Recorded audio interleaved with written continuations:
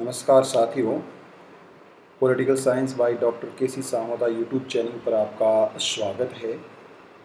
Europe में समाजवाद इस विषय पर हम परिचर्चा करने जा रहे हैं और इसी समाजवादी परंपरा में हमने समाजवाद की जो हिस्ट्री थी उसके बारे में जाना, जो यूटोपियन सोशलिज्म था उसके बारे में बातचीत की। आज हम बातचीत कर रहे हैं अराजकतावादी विलियम गॉडविन के बारे में। ब्रिटिश ग्रेट पॉलिटिशियंस और हम कह सकते हैं कि उस पॉलिटिकल लीगेसी का वाहक सोशल थ्योरिस्ट और great political journalist William Godwin, जिन्हें फादर ऑफ अनार्चिज्म के नाम से भी जाना जाता है। इनका जन्म 1756 में हुआ और मृत्यु 1836 में हुई। विलियम गॉडविन, जिन्हें फादर ऑफ अनार्चिज्म के नाम से जाना जाता है, जिन्हें फर्स्ट लॉजिकल थिंकर्स भी कहा जाता है। गॉडविन का जो कहना है अराजकतावाद, जिसका सामान्यतः मतलब लोग लेते हैं राज्य और व्यवस्था, law absence of the law and order, but it is not true. William Godwin का कहना है कि राज्य और लॉ एंड ऑर्डर का उपस्थित होना ही अराजकतावाद है। उनकी वजह से ही अराजकता की स्थिति उत्पन्न होती है या माइट इज राइट की स्थिति उत्पन्न होती है, या जो राज्य है उसकी उपस्थिति या प्रेजेंस ऑफ द स्टेट ये डिफाइन कर रहा है कि what is anarchism. It means absence of the law and order due to presence of the state and government। तो जो विलियम गॉडविन हैं उनका चिंतन थोड़ा सा अलग तरीके से है और वो दार्शनिक मंतव्य में सोचते हैं, विचार करते हैं। तो आइए उनके बारे में जानें। साथियों, विलियम गॉडविन को फर्स्ट लॉजिकल और कंसिस्टेंट एक्सपोनेंट ऑफ अनार्चिज्म के नाम से जाना जाता है। साथियों, विलियम गॉडविन की पत्नी का नाम मैरी वॉलस्टोनक्राफ्ट था और ये मैरी वॉलस्टोनक्राफ्ट के हस्बैंड थे। मैरी वॉलस्टोनक्राफ्ट वही महिला है जो पहली दुनिया की आधुनिक महिला है जिसने वुमेन्स राइट्स के लिए मांग उठाई है और उन्हें महिला प्राधिकार का प्रतिपादक भी माना जाता है। उन्हें पहली फर्स्ट फेमिनिस्ट थिंकर्स के रूप में भी जाना जाता है, जिन्होंने महिलाओं के अधिकारों की बात की है 18वीं शताब्दी में। साथियों, जो सबसे महत्वपूर्ण रचना है विलियम गॉडविन की, उसका टाइटल है an inquiry concerning political justice and its influence on general virtue and happiness 1793। इस पुस्तक का जैसा हम टाइटल देख पा रहे हैं उसी से विलियम गॉडविन के तीनों विचारों को हम समझ सकते हैं। पहला जो इसमें टर्म है वह है पॉलिटिकल जस्टिस। पॉलिटिकल जस्टिस ये विलियम गॉडविन की पॉलिटिकल फिलोसफी को डिफाइन करने के लिए पर्याप्त है। आखिरकार विलियम गॉडविन किस तरह पॉलिटिकल जस्टिस को डिफाइन करते हैं, इस पर हम आगे विस्तार से परिचर्चा करेंगे। दूसरा, जनरल वर्च्यू की बात कही है, जिसे हम मॉरल वर्च्यू कह सकते हैं, ट्रूथ कह सकते हैं। और तीसरा, कोऑपरेटिव फॉर्मूला या कोऑपरेटिव थ्योरी की बात कही है, जो व्यक्ति की प्रसन्नता समृद्धि का प्रतीक है। तो राजनीतिक न्याय की यहाँ बात कही गई है एंटाइटल शीर्षक में, और जो सद्गुण है उसकी बात कही गई है, सामान्य सद्गुण इसको कहा जाता है।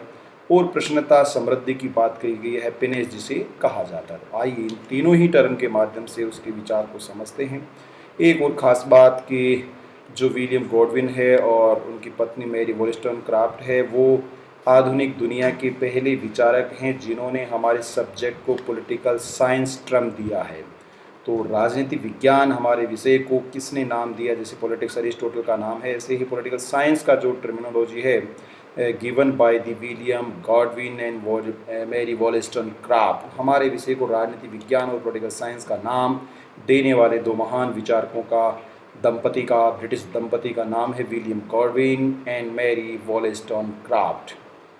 आइए तीन विचारों के बारे में चिंतन करेंगे।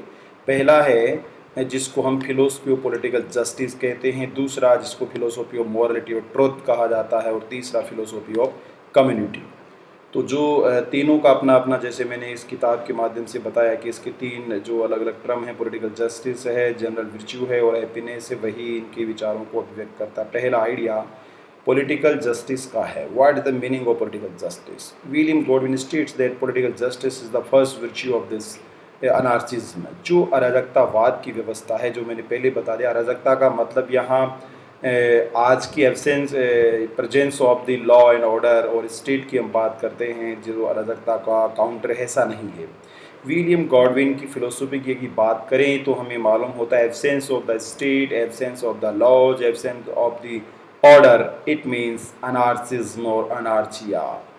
यह व्यवस्था है जो एक अच्छी व्यवस्था है और इसमें स्टेट आने के बाद जैसा कहा गया कि स्टेट हमेशा ही अमीर लोगों के पक्ष में कार्य करता है, गरीबों के विपक्ष में कार्य करता है, बहुसंख्यकों के विरोध में कार्य करता है, अल्पसंख्यकों के पक्ष में कार्य करता है। वह पूंजीपतियों के अनुसार न्याय देता है और गरीबों के लिए वह अन्याय करता है। तो पॉलिटिकल जस्टिस स्टेट की बात कहिए कि जिसे हम स्टेट कहते हैं, पॉलिटिकल जस्टिस की सबसे पहले रिक्वायरमेंट है। What is the meaning of political justice? इसका मतलब है कि जो निर्णय की शक्ति है, डिसीजन मेकिंग की पावर है, जो डिसीजन टेकअप करते हैं, who will take the decision for the mass. आम जनता के लिए कौन निर्णय लेता है? वो बहुत कम लोग हैं जो सदियों से, शताब्दियों से निर्णय लेते आ रहे हैं। यूरोपियन कम्युनिज्म में भी कह रहा है कि बहुत कम लोग जो व्यापारी हैं या अमीर व्यक्ति हैं या जो राजनीतिक विरासत, पॉलिटिकल लीगेसी को होल्ड करते हैं, उन कुछ अल्पसंख्यकों के द्वारा राजनीतिक निर्णय लिए जाते हैं। इसलिए राज्य गरीबों के विरोध में काम करता है, आम जनता के विरोध में काम करता है, जो आम जनता को समझ में नहीं आता है। विलियम गॉडविन कह रहे हैं it is the symbol of anarchism, यह अराजकतावाद का प्रतीक है। पॉलिटिकल जस्टिस का मतलब है कि उन आम लोगों को निर्णय करने का, डिसीजन देने का, न्याय करने का, कानून सही है या गलत है, उचित है अनुचित है, वैधानिक अवैधानिक है, उन लोगों को हक दिया जाए जो आम जनता, जिसे आम जनता कॉमन मैन के नाम से जाना जाता है। तो वह पॉलिटिकल जस्टिस की फिलोसफी है। अन्यथा जैसा बेंथम ने कहा है कि यहाँ न्याय मिलता है लेकिन न्याय की कीमत देनी पड़ती है। जो न्याय की कीमत पे करता है, पे for justice, they can get the justice, but it is not justice, it is injustice. अगर न्यायाधीशों को पैसा देके या राजनीतिक दलों के द्वारा गुलाम बनाकर अपने पक्ष में फैसला ले लिया जाता है तो उसे पॉलिटिकल जस्टिस नहीं, पॉलिटिकल इनजस्टिस कहा जाता है। जैसा भारत में देखने को बड़े स्तर पर, विकासशील देशों में पॉलिटिकल इनजस्टिस बड़े स्तर पर विद्यमान है, जिसकी वजह से ही विकासशील देशों की आम जनता की दुर्दशा है। तो ये गॉडविन की फिलोसॉफी है। Absence of the judiciary, absence of the state, absence of the law and order, it is the symbol of political justice.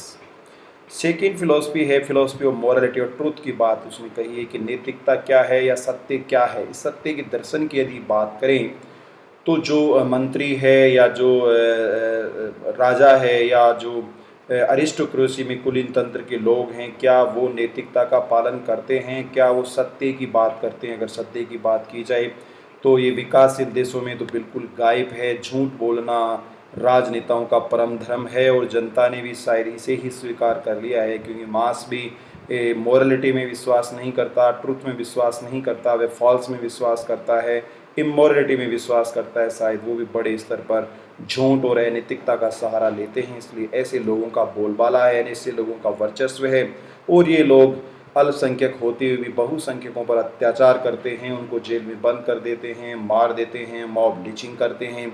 ये अनार्चिज्म की व्यवस्था है। जैसा भारत जैसे देशों में गोरक्षक और तमाम तरह हम देख सकते हैं, यह जिसे विलियम गॉडविन कह रहा है इमोरलिटी और अनट्रुथ, फॉल्स, उन लोगों के लिए ये अन्याय है, ये राज्य के लिए अराजकता है। अराजकता का मतलब राज्य का नहीं होना नहीं है, राज्य के होते हुए भी इमोरलिटी और अनट्रुथ का होना। भारत है, भारत स्टेट है, स्टेट गवर्नमेंट है, सेंट्रल गवर्नमेंट है, उसके बाद भी कोई व्यक्ति किसी विशेष विचारधारा और धर्म से संबंधित होने के कारण आम आदमी को मार देता है, तो ये इससे ज़्यादा अनार्चिज्म दुनिया में कहीं देखने को मिल नहीं सकता है। ये यूरोपियन कम्यून में भी यहाँ विलियम गॉडविन कह रहा है कि अगर मॉरलिटी लोगों में गायब हो जाती है, लोग सरेरा आम या भरी सभाओं में झूठ बोलने लग जाते हैं, आरोप प्रत्यारोप करने लग जाते हैं, अनट्रुथ बोलने कर लग जाते हैं, तो वह एक तरह से अनार्चिज्म की क्या है स्थिति है।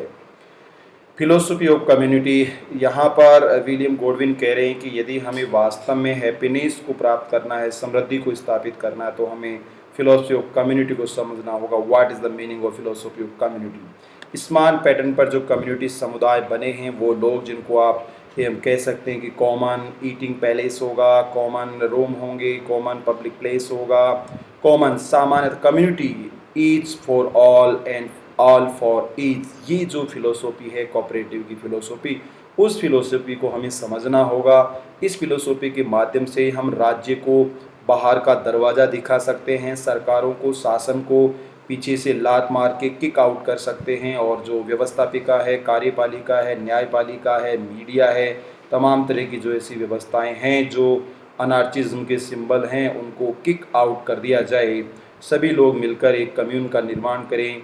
कम्यून के स्तर पर, स्मॉल पैटर्न ऑफ सोसाइटी के स्तर पर वो अपनी अपनी व्यवस्थाओं का संचालन करें, तो इसको हम एक अच्छी व्यवस्था कहेंगे जो विलियम गॉडविन के लिए अराजकतावाद है, और भारत और भारत जैसे राज्यों के लिए वह अराजकतावाद है। आज की स्थिति विलियम गॉडविन के लिए अनार्चिज्म है, और ऐसी स्थिति इसमें इनके एब्सेंस कर दिया जाए तो वह विलियम गॉडविन के लिए अनार्चिज्म की स्थिति है। तो ये अराजकतावाद का जो उनका दर्शन है वह 3 बिंदुओं पर आधारित है। पॉलिटिकल जस्टिस फॉर ऑल, और first requirement of the political justice for all, morality और ट्रुथ की फिलोसफी, और फिलोसफी ऑफ कम्युनिटी। ये थे ब्रिटिश दंपति विलियम गॉडविन और मैरी वॉलस्टोनक्राफ्ट, जिन्होंने आधुनिक मानवता के लिए यूरोप में समाजवाद की, अराजकतावाद की लहर को उत्पन्न किया, और जिसने हमारे सब्जेक्ट को भी पॉलिटिकल साइंस का नाम दिया। महिलाओं के अधिकारों की पहली बार मांग उठाई गई, और इनके पिता एक मंत्री थे। इसके बावजूद भी इन्होंने